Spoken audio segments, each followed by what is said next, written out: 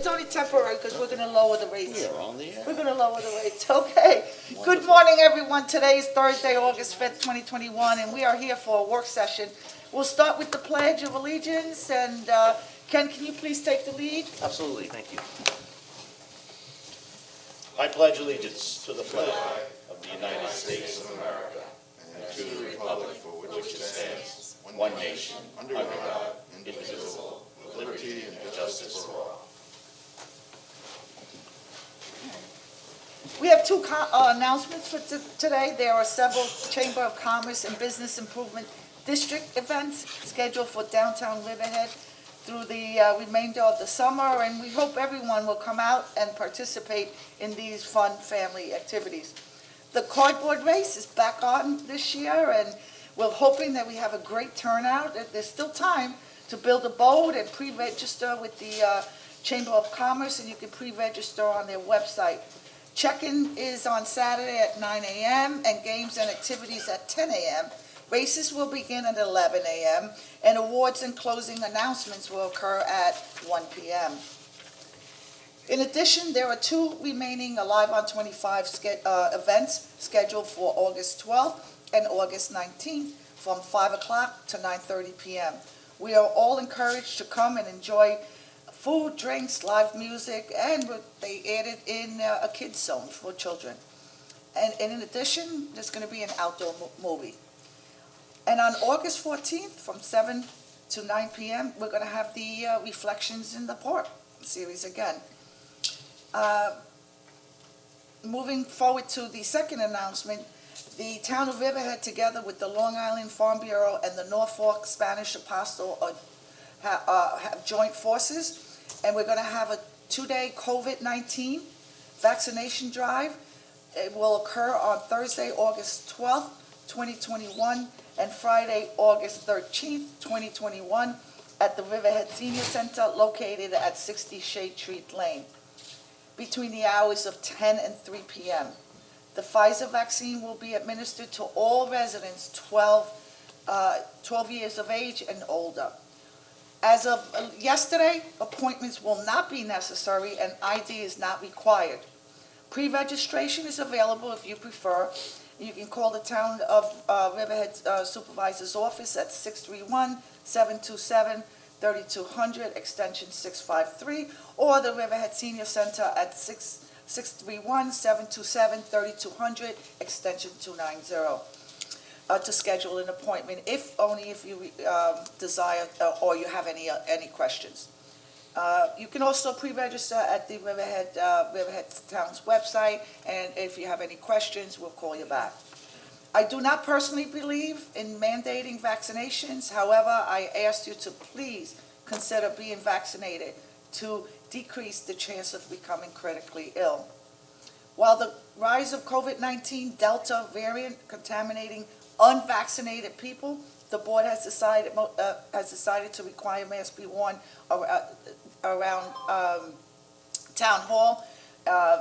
Actually, the decision was made also with the town attorney and myself and the police chief, which is we're the emergency response team designated here for town hall.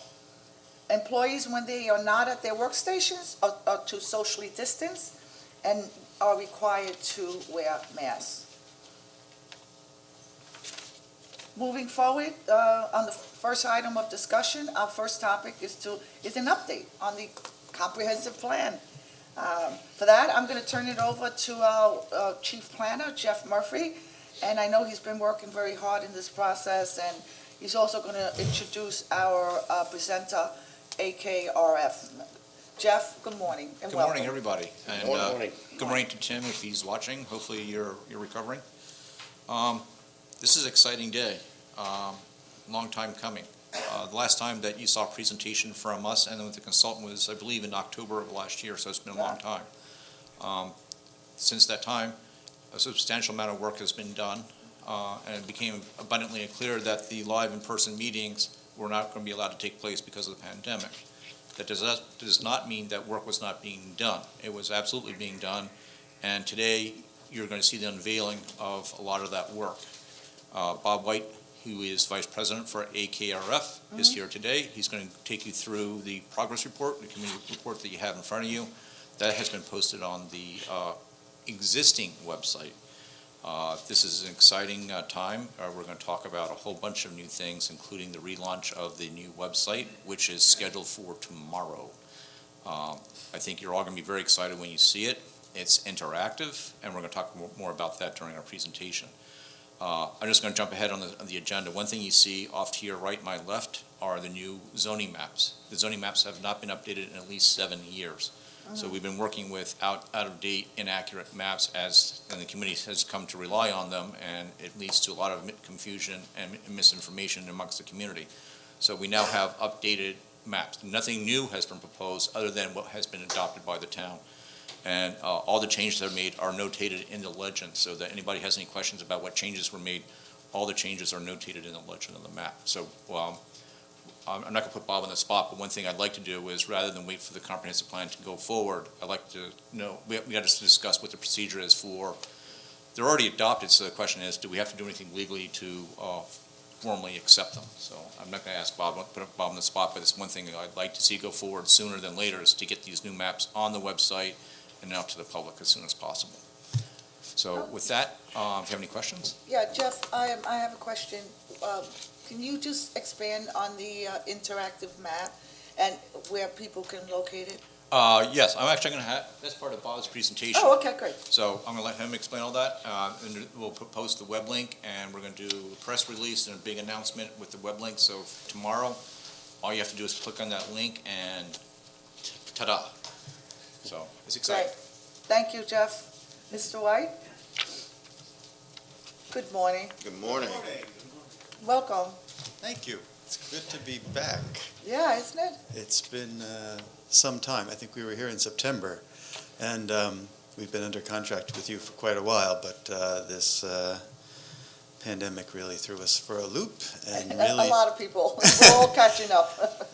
and especially a planning process that's so dependent on community input and interaction that got thrown a big curveball. So what I'd like to do is just step through with you where we're at in the process and what we've been doing in spite of pandemics and the effects on our work and the way we proceed. And as Jeff said, you know, the most important part of a planning process is the public input and the outreach. And what we've been doing, what was in our scope of work and our approach was to have a survey.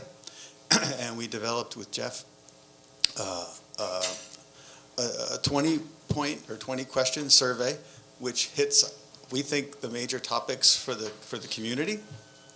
I think it's something that they can work with and respond to easily, and we can tally up the responses so we get good input on what's important about future planning in the town with respect to the environment, with respect to land use, with respect to zoning, with respect to community needs, and that's going to be posted this week and available to the residents of the town.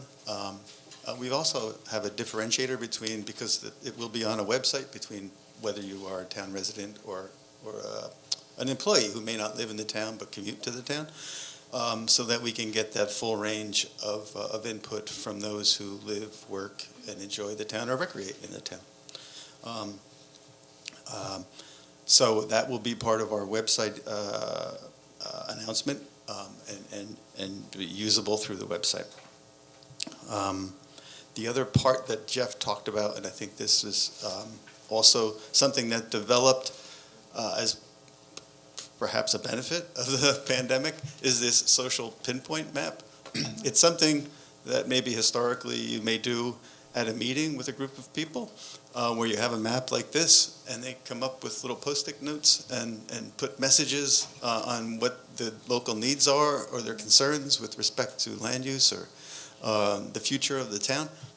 And I guess Jeff and I have been doing this long enough that, yeah, we might do that on a board with a little Post-it note, and that's a great time, and it's great to have people to do that. But it's also great to have it online where people can do that from their home and maybe sit with their family and do that and come up, and it's maybe a little more interactive with in a family setting as well. But we've put that map together. We acquired the software to do that, and it will allow you and others, the entire town, and to participate that way. And if you can't come to a meeting, then that's your way to provide your input to our planning process. So we're looking forward to seeing lots of. It works in a similar fashion. You'll put a Post-it note, and you can expand your. I don't know if there's a word limit, but there's plenty of room to write down your thoughts. So it's got a lot of advantages to it. And then as part of this process, what we would do is review those, provide a summary of the results, and it'll be an important element in how we develop recommendations and policies moving forward. So those are the key elements of the outreach. And as Jeff said, we plan to go live this week. So you can look forward to that on Friday. In the interim, or what we've been doing also over the past year, is the Citizens Advisory Committee was formed, and we've developed, in cooperation with them, an outline, a work plan that we're using to move forward. And part of that work plan was establishing hamlets by which we would organize our thoughts and organize our recommendations. So we have 4 hamlets that we've identified: the Wading River and Manorville, the Calverton and Bading Hollow, Riverhead and Downtown, and Aquabog, Northville, Laurel, and Jamesport on the eastern part of the town. And they're organized that way only so that we can organize our planning and our policies. So what we plan to do then is have our outreach meetings with that format, and as in discussions with Jeff, it sounds like they will be held here at Town Hall, and they will be also available on Zoom. So it'll be both available in person for those who would like to attend in person, and available online for those who cannot or would prefer to participate from home. We've also organized our committees of technical areas, so that in addition to the valued community input, we're going to get technical input in 5 key areas: transportation, housing, the environment, open space and recreation, land use and zoning. So those meetings will be held with a group of technical advisors and input, but they're going to be scheduled subsequently. I should mention that I should take a step back and say that the Hamlet meetings are scheduled starting, and we want to finalize the dates, but we hope to have them going this month, and they'll carry over into September. We've also done a lot of interviews. I think we've done 20 or 22 interviews, which was something we could do via phone or online, and it was good because that was safety of not having to do one-on-one. But we've completed those interviews. They were technical interviews with department groups and education, transportation, water and sewer. So what we have done is we have a full interview list and a full summary of those, and that will be part of our online information. So you can also see that online. We have done, as Jeff said, the zoning map. And I think, I could be wrong, but I think it's the first time the town zoning map has been digitized. So we're pretty proud of that. But it will be, I think, very useful to the town and the community in terms of you'll be able to click on a parcel of land and see what the zoning is. So it'll be very useful as compared to a paper map in terms of the way you can access information as to zoning of areas, parcels, and it'll be, I think, much more functional for the community both now and in the future. The other sort of The other part of work that is underway right now, which we will be we'll be getting Jeff a draft of that in September, is our economic plan, where we're looking at local economic needs. And when we started this project, there was a lot of focus on Route 58 and the retail, the change in retail and spaces, and which affects not just the town, but affects the region. And I think that's only been more accelerated by pandemics and the way people sort of shop, I guess.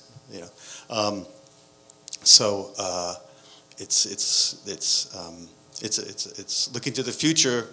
We're going to have to see how these spaces and these zoning need to reflect the future economic trends. So what we're doing right now is an inventory of that space, an inventory of those needs, looking at the region nationally as to how those trends are taking place and what we can recommend to you for the future as we look to a 20-year planning horizon. We've begun the plan itself, but I would say we're mostly in the mapping phase now that we've established the zoning map and we got a good base map of lots and blocks. We've started to digitize the natural features, the transportation corridors, the water quality with respect to the inventory with respect to the inventory you would do for a comprehensive plan in the town. So we've initiated that as well. One of the items that Jeff asked us to focus on was housing demand, or housing, and affordable housing. Maybe I'll just break there and ask, are there any questions on sort of where we're at or what we've been doing over the past year? And I'm happy to answer those now. If I could, I'd just like to add one more thing. Sure. More about the website. The website that you will be seeing launch tomorrow is a lot more than what you see today. I take full responsibility to what you see on the website today. It's a series of PDFs and technical documents, copies of minutes of meetings, that sort of thing. There's no ability for the public to interact with it any way, shape, or form. The whole purpose of redoing the website that you will see tomorrow, it's all about community interactive. You've got the link to the community survey. You've got the link to the interactive maps, which is really a cool function, and I thank Don Thomas and Barry Long for that. We did that on the Town Square project, and I think it came off as highly successful. So we took that at a very small scale and now are doing it town-wide. Typically what you'd see in the past, if you go out to a community meeting, you have maps on the wall, you post it, we say thank you very much at the meeting, and we go and disappear for a few months. So you'd have one night to interact with the consultants, one night to post your comments. That's the old way of doing, having a community meeting on a Hamlet study or a design charrette.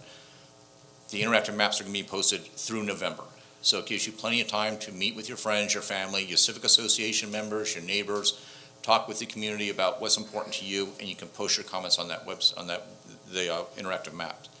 The third part of it on the website that Bob forgot to talk about is that there is a community link in the website that you can send an email and ask questions or post comments on separately from those other functions.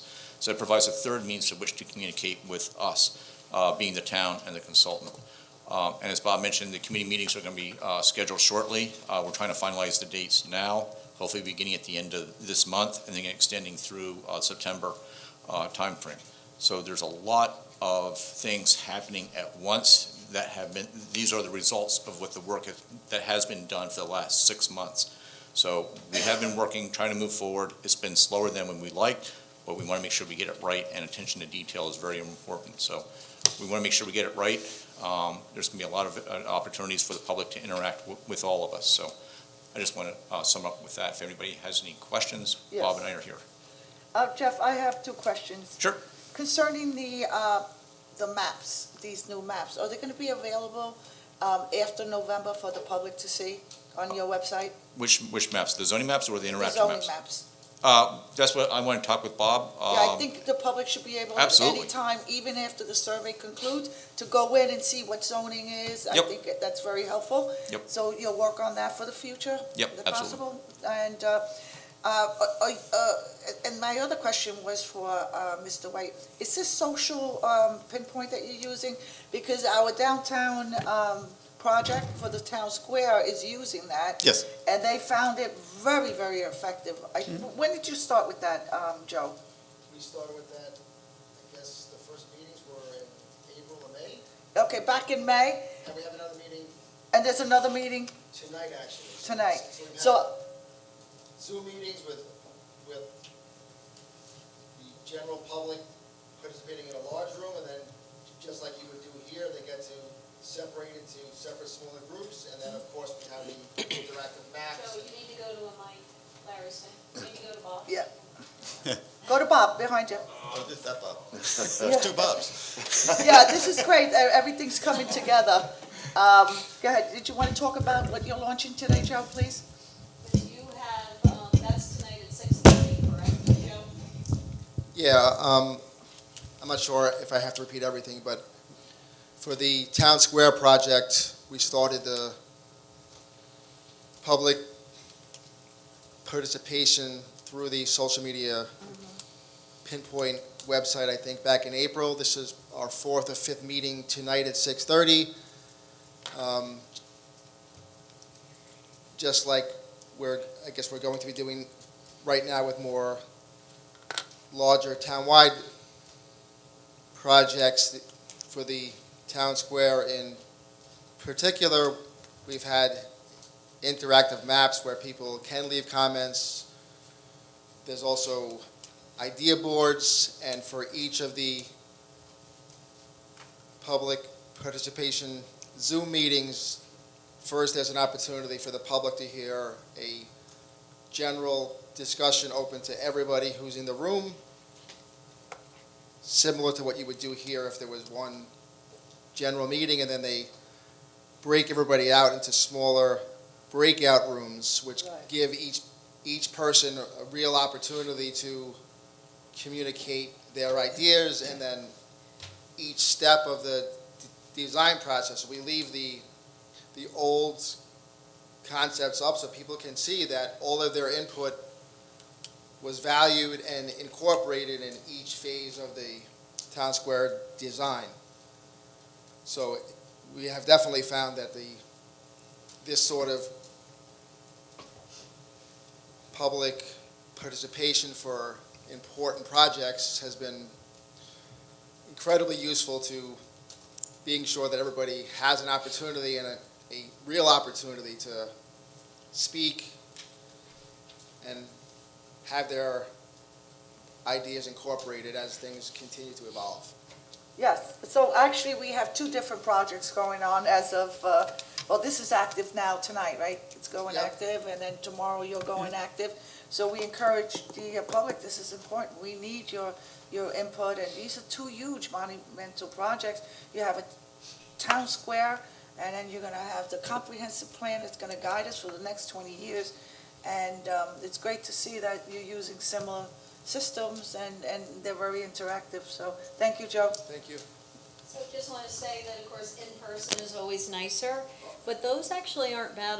I've been to all of them, because as you said, you meet in the small groups, and then the small groups come back together into the big group, and someone reports out. So And I mean, you get an opportunity to hear what each of the groups highlighted. we've definitely found that, I mean, while of course I prefer in-person, certainly as a personal perspective, but this has given the opportunity to hear input. I mean, I recall a very fruitful discussion with a young mother who had her child with her. So she probably would not have felt very comfortable coming here with, like, she was home, so if her child is on the couch and, he was crying or squirming, it didn't interfere with our discussion, and she was able to be with her family and her child and still provide us with really valuable input. Thank you.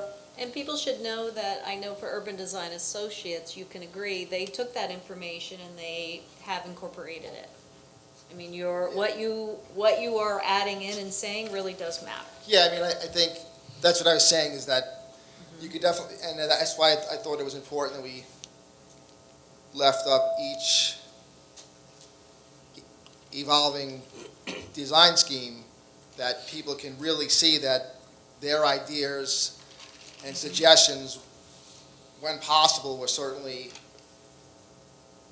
incorporated each step of the way. So it was definitely a unique opportunity, in my experience here, to really have extensive, meaningful public involvement. Great, Thank you, Joe. thank you. I did have one question. You had said, does anyone have questions? I was glad to hear that you said you're going to take the list of who was interviewed and the content of that. That's going to go on the website.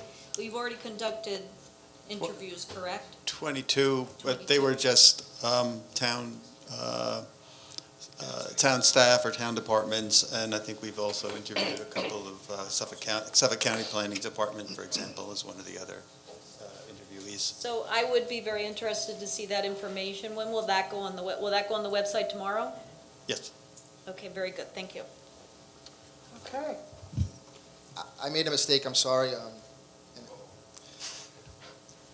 Riverhead Local.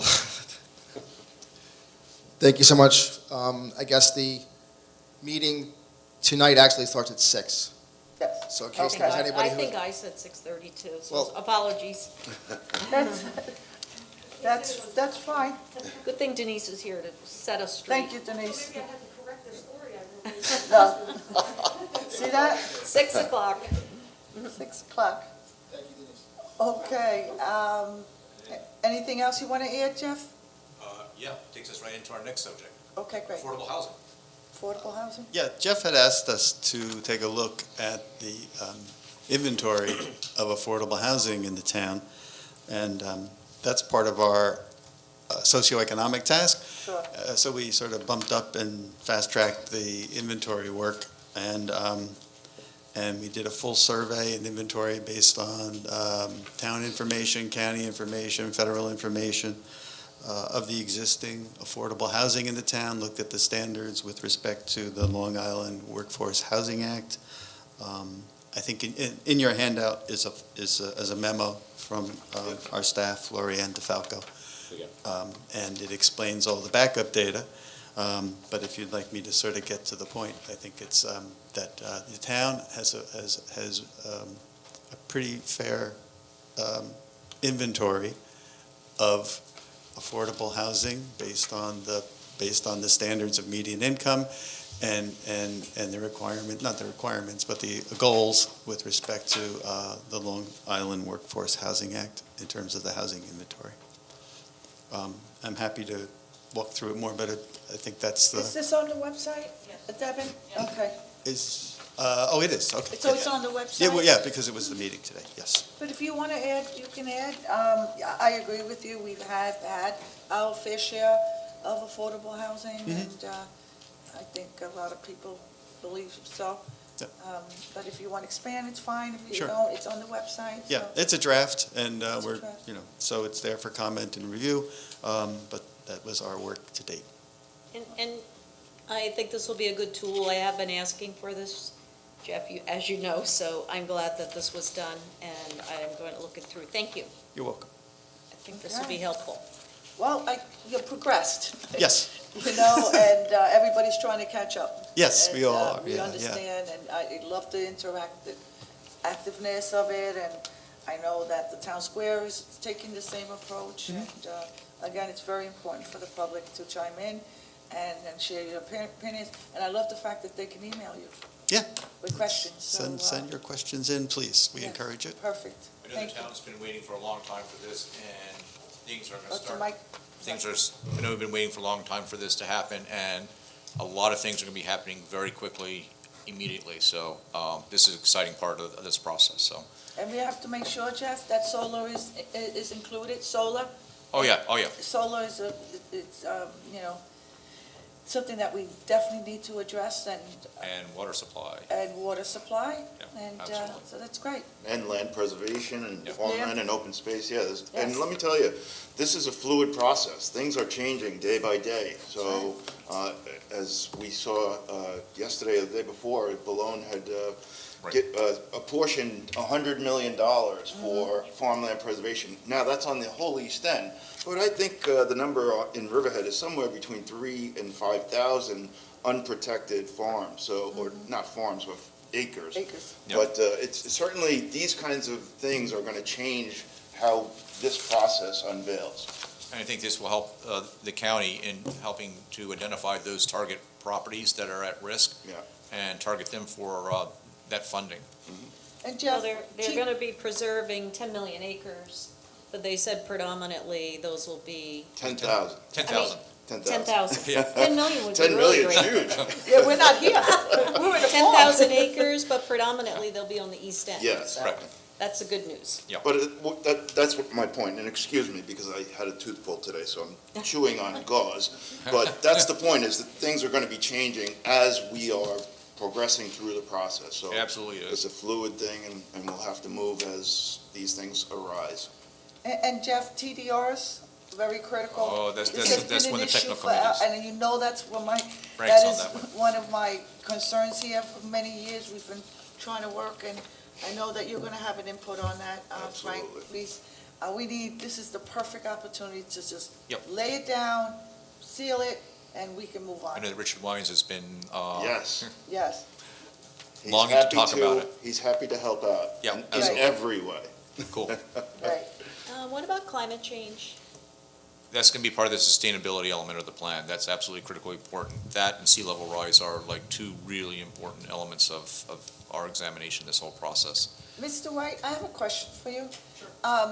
Last year, we were able to obtain the Army Corps of Engineer to address the flooding on on the Peconic River. Yes. And the CDA has been working extensively with them, and is that going to be somehow incorporated into that? Are you speaking with the Army Corps? I know there's a lot of information that's been gathered. There has been some reports. I found it necessary last year that, our riverfront always flooded, not off it, maybe, 2 or 3 times a year, possibly, and it was never addressed, and with the town square, it was the perfect opportunity to address it. Are you somehow incorporating Yes. and looking at that? Yeah, that's part of our environmental Perfect. group discussion. We've been talking with Jeff about some of the issues, and waterfront revitalization plan, climate change, and the environment, the Peconic River watershed are all part of our environmental topic area that we will be discussing. And I would add that the solar farms are part of our infrastructure. I said infrastructure, but it's actually infrastructure and energy together. So it would be water supply and wastewater treatment and energy are all in our topic area. So, and we have solar farms and solar utilization as part of that discussion. If anyone a member from your team can reach out to the CDA and see where they stand as far as I've been briefed on it, but they have a lot of the documents, and there's been some recommendations that are just being reviewed at the moment, but they've moved forward with their research, and I think it's a good idea to zero in on that. That sounds great. Yeah, Yep, thank you be so happy much. to do it. Yep. When you I talked about haven't the- seen Joe in 25 years, I don't think. Oh, So. Really? Joe's So been with the town. I'd be a long time. happy to talk to Joe. Okay. So you were Jefferson, can I talking just- about the economic trends. So I look forward to seeing what the economic trends, and you will be, certainly, I know you'll be addressing the reuse of buildings along Route 58 and. Yes. Yeah, that's a significant and challenging issue locally and, as I said, regionally and nationally as we go through sort of an evolutionary period, I guess, in the upcoming decade. Jefferson, can I just ask you, just to clarify, so today, we have approximately 12,976, so just under 13,000 homes in the town of Riverhead, right? And so based on, That's about right. just under 13,000 homes in Riverhead. Yes, That's about And right. with the idea of 2,334 affordable housing units, so it's fair to say that 18% of our housing is affordable? correct. How does that number compare to other towns? It seems like a very, I couldn't answer that right now, but I'd be happy to get back to you with the answer. yeah, to see how we're doing. I mean, it seems like a very good number. I'd say, Yeah. it's off the top of my head, it's higher. Yeah, I think it's safe to say that we're substantially higher than. Most of I would Suffolk. think so. I mean, just shy of 20% of our housing is affordable, I think is a phenomenal, it's a high amount. And I think, Joe, Dawn has that, can get us that information, correct? Yes. Yeah, Dawn, our CDA, Okay. they have great stats on that, Okay, and they'll have the state stats to help you along with that. that'd be great. Thank you. Thanks so much for the update. Yes, very this welcome. is great, it is exciting. Good to Finding- see you all again. Okay, Jeff, how many meetings have there been of the Citizens Advisory? How many meetings have they had? Two. Two meetings. Two, and we're going to have a scheduled a third one after the fourth community meeting, so that we can incorporate what we've heard from those community meetings into that discussion with that meeting. Were those meetings Zoom or in person? There were Zoom at that time. There was no in-person meetings in town hall at that time. Just wondering, that's not very many actually in the time period if you're doing Zoom. No, because at this point, we're doing a lot of data gathering, and so now that we've got a lot of this data compiled, now's the time that we can share it with them, and they can share their input back to us on the raw data analysis to see what we've got right, and see if there's any input that we need to change or to address. Okay, I mean, I would just like to see more of those meetings. Yeah, like I said, from beginning tomorrow, things are really gonna ramp up very quickly on a lot of fronts. I'm gonna be Alright. busy. anyone else? Thank you both very much. Great, Yep, thank thank you, you. Mr. White and Jeff. Thanks very much. All right, next, we're gonna have Greg Bergman here to introduce our next discussion topic regarding site plan application for premises located at 12 McDermott Avenue here in Riverhead.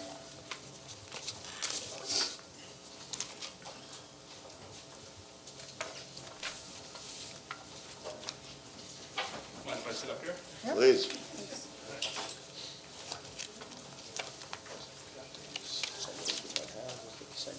And do we have this on the website? Yes. Okay, perfect. Wow, this is a I big think one. we have the packet already. do Jeff. have it. All right. Jeff, Greg, Did you put them out for the You press? have one, Catherine? yeah. Because, Yeah. okay, because I have extras. Can we save one of I these for actually Tim? have 3 copies. Yeah. We'll save one for Tim. Does anybody else have an extra? They could take this. We'll, I got an extra one here for Tim, I'll put it on his desk. okay, he's got one for Tim, and Denise could get that one.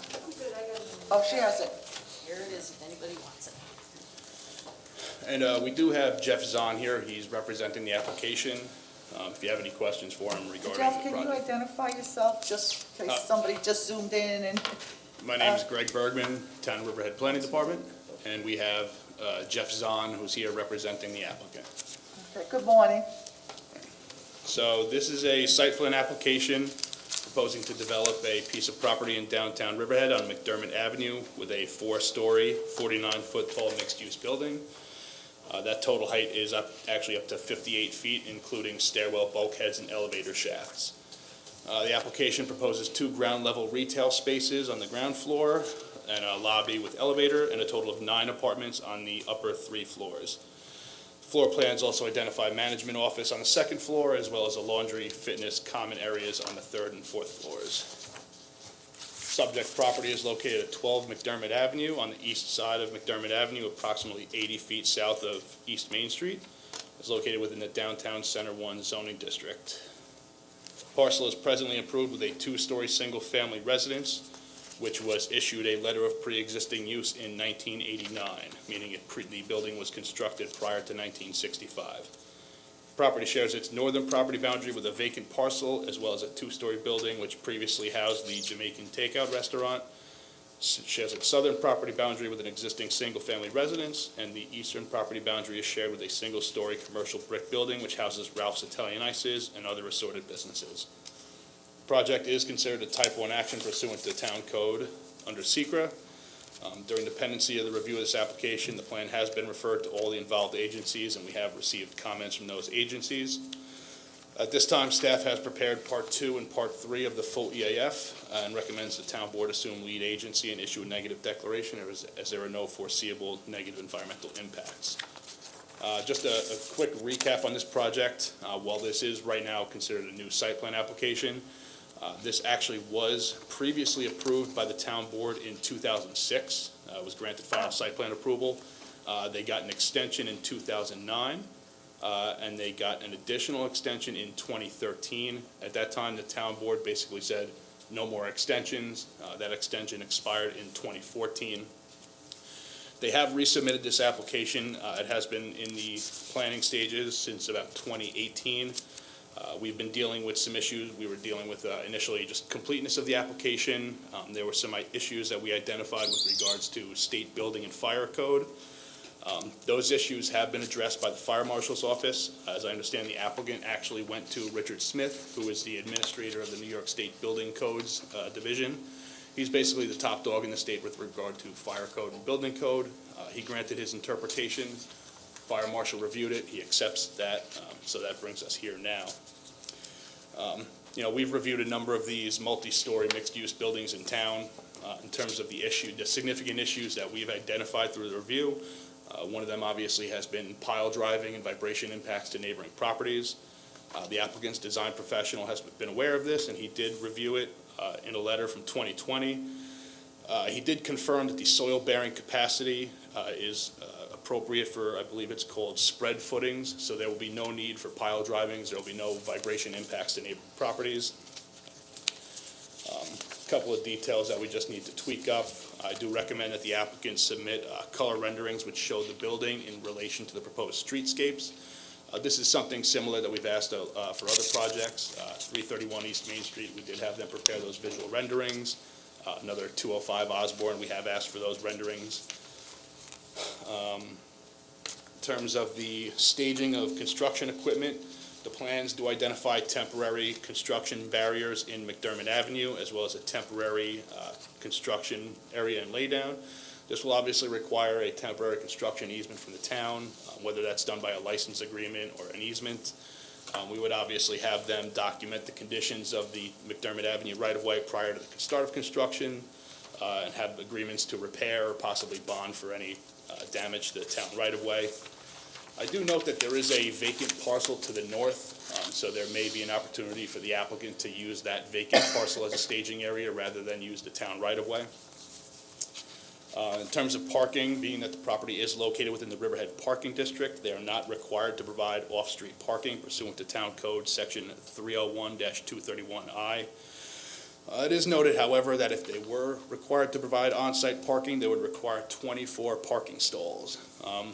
Staff does note that the closest public parking areas, which include the parking area to the east of the Salvation Army, which wraps down to McDermott, as well as the Peconic River parking, currently experience congestion during peak hours, as well as the fact that these areas have time restrictions, including 2-hour, 3-hour time restrictions. Those restrictions typically end by midnight.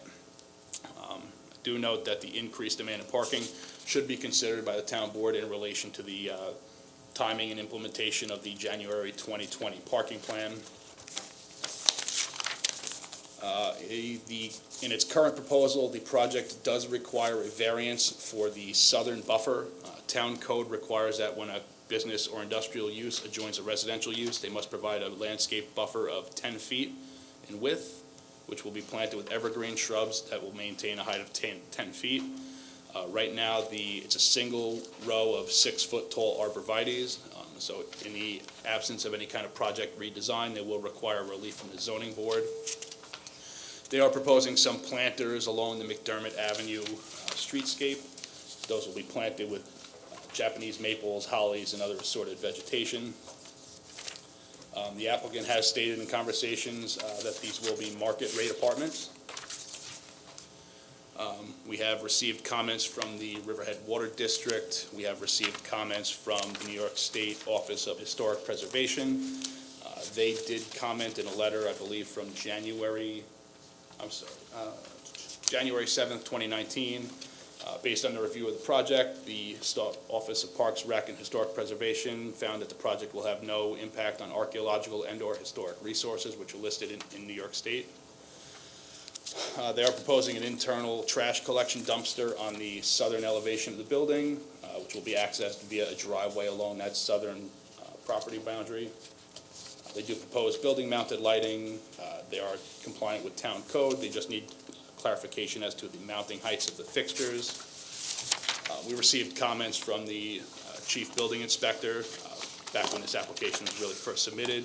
One of the significant aspects of that is they just need to demonstrate building compliance with the AE7 floodplain. That really has to do with building design. That's something that will need to be addressed by the applicant prior to any approvals being granted. We got some comments from the town engineer regarding the proposed stormwater management system. As I said, we got comments from the chief fire marshal, dealing with the Richard Smith interpretation. He had comments just regarding the commercial occupancy of the ground floor. He wanted to just basically put the applicant on notice if they intend to do any type of restaurant use. They should design the building with flue spaces to facilitate range hoods rather than kind of try to do that after the fact. We've got comments back from the Suffolk County Planning Commission. They consider the application a matter for local determination. One thing that did not exist when this application was submitted was the downtown pattern book. So the applicant should review that pattern book and should demonstrate to the town board how this project would comply with the goals of the pattern book. That could be possibly achieved through articulation of the building, stepping back the upper floors, but we'll leave that for the applicant to demonstrate to the town board compliance with that. Aside from that, there will be new sanitary sewer connections to the Riverhead Sewer District. Potable water will be served by the Riverhead Water District.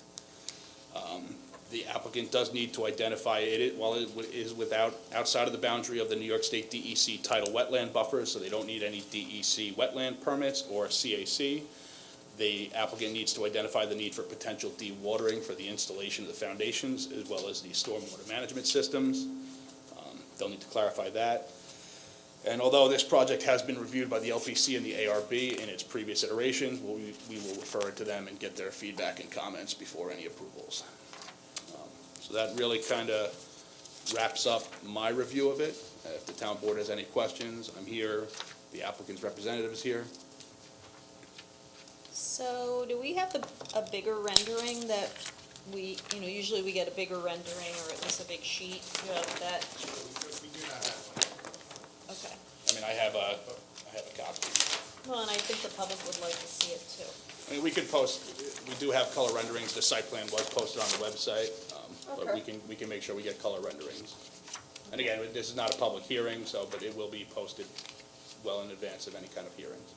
And I did ask about the EAF, but I didn't see that I got that. Yep, I sent that over. I sent over parts 1, 2, and 3 to the town board. You guys can review that. Yeah, it just didn't come through yet. So I would like to review the EAF. And I have some other questions if somebody else wants to jump in. Will the dumpster be screened? Yes, it's actually within the building. Okay. It seems like for the plantings, why aren't you guys just doing the required plantings for the buffer? That's going to be revised on the southern buffer you're referring to? The one where you're doing smaller plantings and you have to go to the ZBA? On the southern buffer on where the that south 10 side. foot's required. Well, we have the driveway right there, right now, to access the dumpster. And we only have, it's 15 feet right now from the property line to the building. So it's actually a small area for this size building. I didn't hear anything about park and rec fees. Park and rec fees, there is a provision in the code for any residential units. There's a $3,000 per unit fee. Obviously, that would be assessed prior to the issuance of a C of O. Well, That's a provision in the town code. That's like putting on your shoes. So we've done that. not really, because the reason I always bring it up is because so far the only building that paid the only downtown residential building that did pay the park and rec fees was 331. Correct. Well, So we have that's we have why- corrected the issue, but, going forward, we are aware of that fee. And that's forever. And I'd like to, I mean, certainly I would like to see the building comply with the pattern book. And I feel like that seems like that should be coming from the town, not just to see if the applicant will do it. Well, I mean, the applicant needs to revise the plans.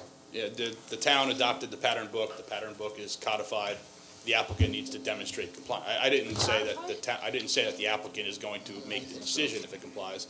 The applicant will need to demonstrate compliance, and ultimately the town board Bob? would be the body that, determines compliance.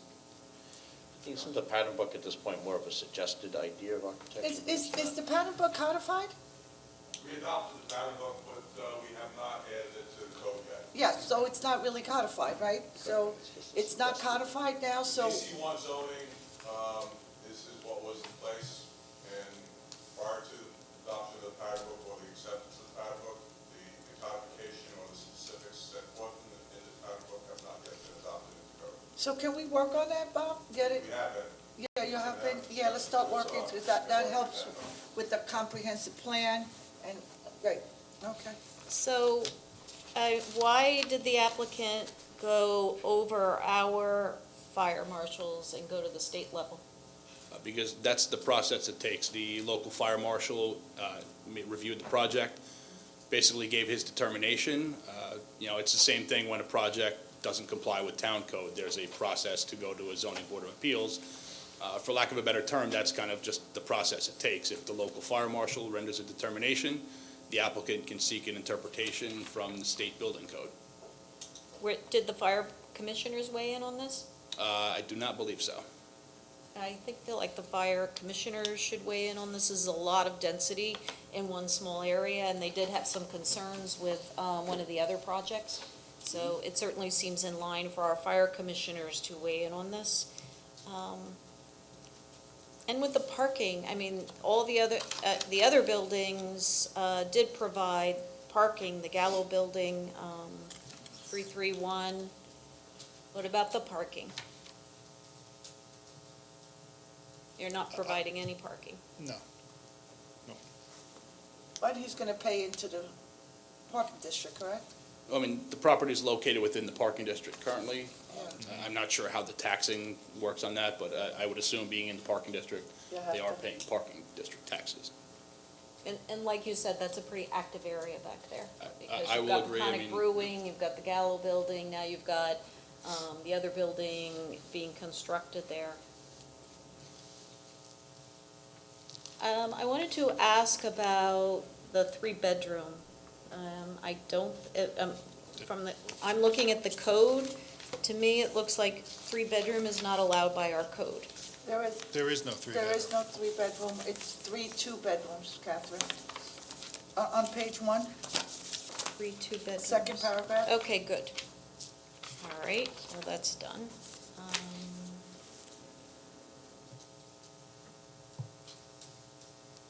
So I did want to look at the EAF. I'm just wondering if there's a study regarding the cumulative impacts, because you do have a lot coming into that small area.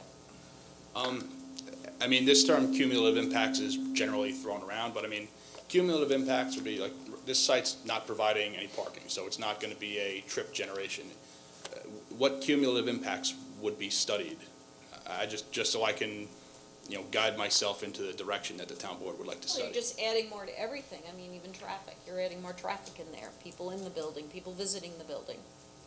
I mean, I would think under the town's comprehensive plan, when this was done, there was I would assume a GEIS, and if this is consistent with the adopted comprehensive plan, that's why a town adopts a comprehensive plan, so that you don't need to do an individual study for every single project that comes into town, so I can review this Are you for, referring to the 2003 comprehensive plan? correct. Okay. That's all I have for now, if anybody else has questions. Good, everyone? All right, thank you very much. Have a great day. And for this, I might have more comments. I would like more time to review this. We did just get this. All right. Thank you. Thank you very much. Greg. Thank you, Appreciate your Greg, help. have a Thank good you. day. All right, thank you, everyone. We have no items for executive session, and so I'm going to ask for a motion to close the work session. And everyone, again, Put it on your agenda if you want to get vaccinated, April 12th to the 13th at the senior center. You don't need an appointment, you don't need ID, 10 to 12 at the senior center in Aquabog, 60 Shade Tree. And you have any questions, concerns, you can always call our office, we're always there. And have a great weekend. How about See you at the races. See you at the races. This is gonna be great. Everybody, come on down. Thank you. Need a motion? Can I get a motion? I'll make a motion to close. Second? Okay. All in favor? Aye. All opposed? So moved, and be well. Thank you.